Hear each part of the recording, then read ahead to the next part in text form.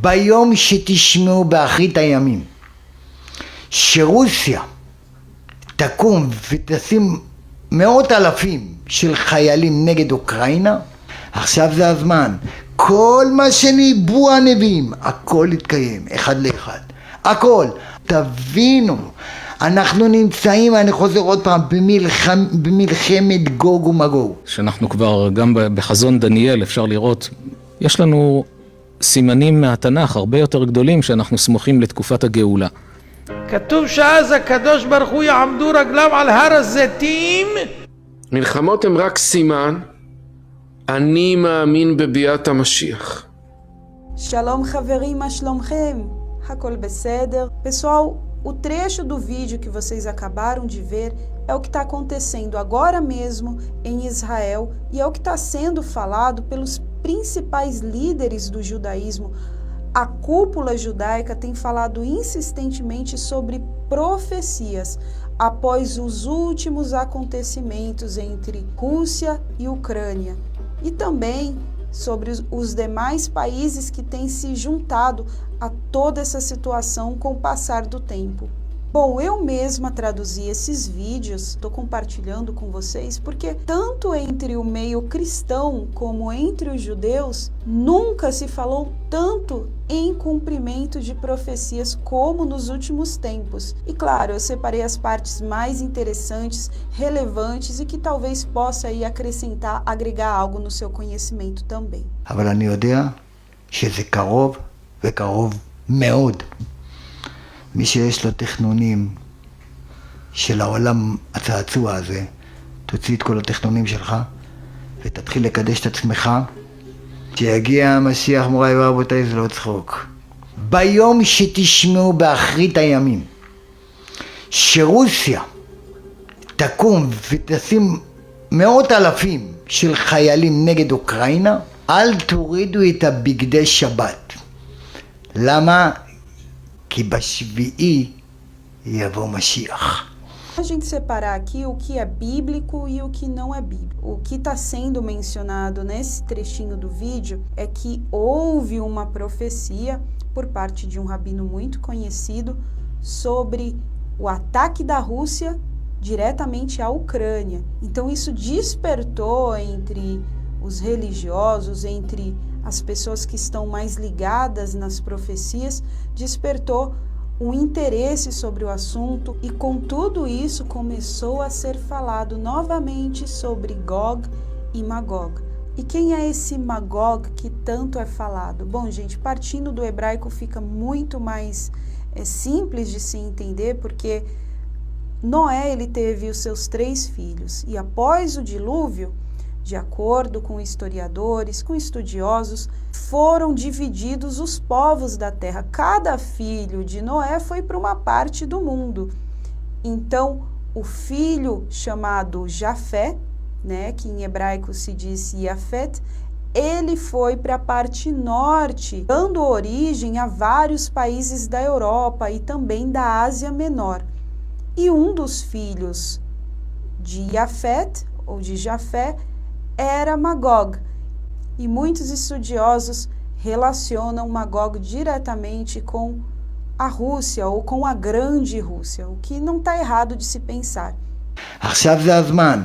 כל מה שניבאו הנביאים, הכל יתקיים, אחד לאחד. הכל. תבינו, אנחנו נמצאים, אני חוזר עוד פעם, במלחמת גוג ומגוג. יש לנו סימנים מהתנ"ך הרבה יותר גדולים שאנחנו סמוכים לתקופת הגאולה. הקיבוץ גלויות של עם ישראל לארץ ישראל. זה נס בלתי נתפס. מי יכל לצפות מראש שיבוא זמן שעם ישראל בכל העולם יעזבו הכל, הפקירו בתים, הפקירו נכסים, מכרו בפרוטות, עזבו הכל, לקחו חפצים, עלו לארץ ישראל. זו נבואה שהתגשמה, שהקדוש ברוך הוא אומר לירמיהו הנביא, הנני מביא אותם מארץ צפון וקיבצתי מירכתי ארץ, בם עיוור ופיסח הרה ויולדת יחדיו. לא רק בריאים יעלו, גם אנשים מוגבלים, נשים הרות, נשים יולדות, אנשים עיוורים, אנשים נכים. והוא מדבר מירכתי ארץ. פעם זה לא הובן, היו חמורים, גמלים, איך יעלו כל אלה לארץ? עיוורים, נכים. הקדוש ברוך הוא נתן חוכמה לבני אדם להמציא מטוסים, ואתה רואה מטוס נוחת בארץ, ומי יוצא משם? רק בריאים, עיוור, פיסח, הרע, יולדת, כל אלה עולים לארץ. זו נבואה הרבה יותר חזקה, וזו נבואה מהתנ"ך. 20 שנה עם ישראל חיכה ליום שיעמדו ליד הכותל. ואנחנו ככה בקלות יכולים ללכת, להתפלל. זו תקופה היסטורית שכל הסימנים מראים שאנחנו קרובים ממש לתקופת הגאולה. גם מה שקורה עם הממשלה היום, שאנשים נלחצים מזה, שזה באמת עצוב מה שהם עושים. אבל לפחות לדעת, זה להתנחם קצת, שזה חלק מהנבואות. שאנחנו כבר גם בחזון דניאל אפשר לראות את כל ההשתלשלות ההיסטורית מאז ועד היום, באיזו תחנה אנחנו נמצאים, כבר באצבעות הרגליים, מתחיל מהצלם, מראש הצלם בזמן נבוכדנצר, עובר כל ההיסטוריה עד סוף הגוף, שזו התקופה שלנו לפני ביאת המשיח. וזה דבר שגם צריך לשמח וגם מאוד מחייב.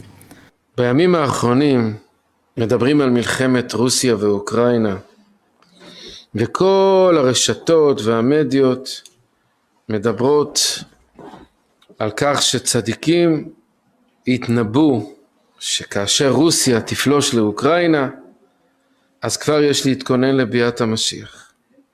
ענייננו להגדיל יותר את אמונתנו זה בזה ובבורא.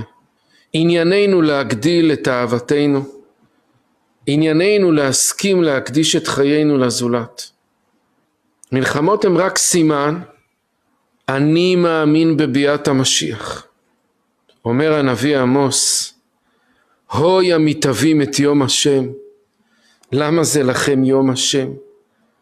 הוא חושך ולא אור. Vamos dar uma pausa para esclarecer uma coisa. Esse assunto sobre o Messias, por que os judeus falam tanto sobre o Messias? Eles acreditam em Messias? A resposta é sim, acreditam em um enviado de Deus. A grande diferença é que eles não acreditam que esse Messias seria Jesus. E ao mesmo tempo que os cristãos acreditam que Jesus retornaria, os judeus estão aguardando a primeira vinda do Messias. E como seria esse Messias? Esse Messias, na cabeça de todo judeu, seria um líder que traria a paz, que uniria os povos, que acabaria com as guerras do mundo todo e que libertaria Israel de todos os seus inimigos. E por fim, seria aquele responsável da construção do terceiro templo, devolvendo aí a atividade do templo, o serviço dos sacerdotes, do sumo sacerdote, os sacrifícios. Bom, gente, isso que eu estou falando para vocês não é algo da minha cabeça ou algo que eu li sobre esse tema. Não, é algo que eu vivi. Eu vivi entre os judeus e conheço qual é o pensamento que eles têm. Então, por isso eu estou passando isso para vocês. וכמו שתיארנו במשך כל השנים שגוג ומגוג תבוא, יהיה מלחמה בין אומות העולם בינם לבין עצמם, ואחרי שהם יעשו כך וכך ויהיה פצצות אטום והכל וימותו כולם, 70 אומות העולם יבואו להילחם בישראל. נו, מה הסיכוי שלנו?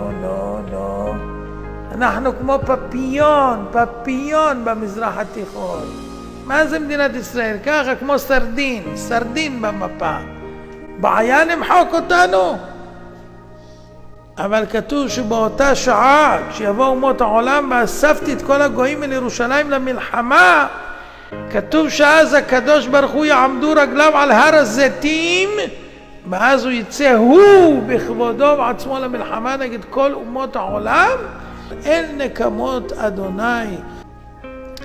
אנחנו קרובים מאוד מאוד מאוד. איך ננצל בגוג ומגוג?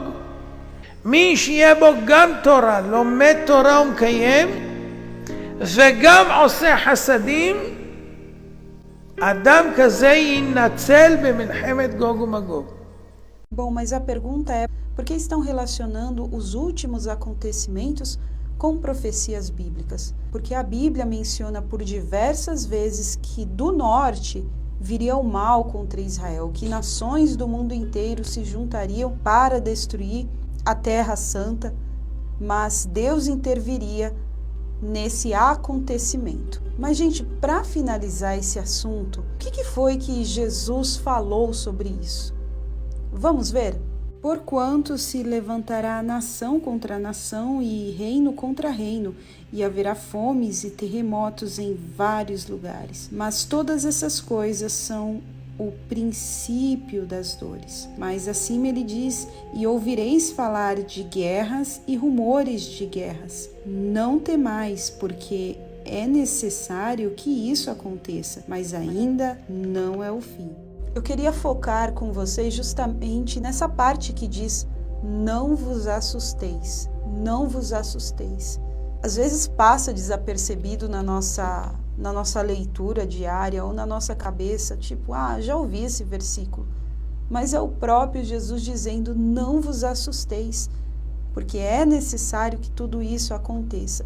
Você vê que Jesus diz que não é o fim, enquanto muitos judeus, cristãos, identificam esses últimos acontecimentos como o fim de todas as coisas, Jesus deixa bem claro que esse é o princípio de dores e não o fim delas. É interessante que Jesus só menciona o fim quando ele fala do evangelho ser pregado a toda criatura. Se a gente parar para analisar, pessoas do mundo inteiro estão se deslocando de suas residências, de suas casas, principalmente pessoas ali que estão nesses países que estão sendo ameaçados, não somente a Ucrânia, mas outros países que também estão sendo ameaçados de serem atacados. Muitos estão se deslocando, indo para outras nações, e quem sabe, nesse lugar, se ela permanecesse ali, talvez ela nunca escutaria, nunca ouviria falar sobre o Evangelho. Bom, pessoal, mas não tem como negar que tanto judeus como cristãos, todos estão de acordo que várias profecias têm se cumprido, ou estamos perto de outras mais serem cumpridas. Você se pergunte: mas Sara, por que existem tantas coincidências nas falas dos judeus com as falas dos cristãos? Porque eles sim têm acesso à Bíblia Sagrada, a mesma que você tem, com a diferença que eles não acreditam no Novo Testamento, nem acreditam na vinda de Jesus. Pelo contrário, o Novo Testamento, ou em hebraico, Habrita Hadashah, ela é tida como um livro antissemita, um livro que conta mentiras, um livro que é proibido, tá certo? É claro que se você procurar, você vai encontrar em Israel, mas tem que ser em um lugar específico. Você não entra numa livraria, numa biblioteca e você encontra ali à venda.